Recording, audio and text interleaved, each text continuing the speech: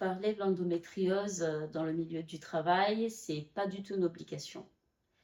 Heu, il faut d'abord, ça dépend aussi du contexte, dans quel travail je suis, comment ça se passe, est-ce que j'ai une bonne relation avec mes collègues, avec la hiérarchie, est-ce que les conditions me le permettent, tout simplement. Moi personnellement, je l'ai fait. J'ai été très transparente parce que j'ai commencé, le travail que je fais actuellement sans prétention de rester longtemps ou d'évoluer et j'ai été très transparente. Je me suis dit: «Je viens là pour un temps, après je pars» et quand on m'a demandé pourquoi et que la directrice, elle avait l'air très sympa, hein, elle est très sympa.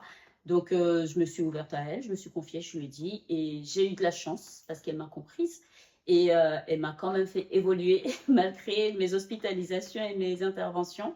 Parce que je me dis: «Moi, j'ai eu de la chance». J'en ai parlé au travail, ils savent que des fois, il y a des périodes que je ne parle pas, parce que quand j'arrive au travail, je préviens les collègues.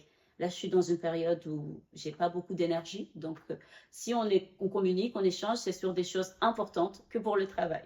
Je parle très rarement de choses qui ne concernent pas le travail avec les collègues parce que mon énergie est limitée et le peu que j'ai, je le consacre au travail et bien faire le travail.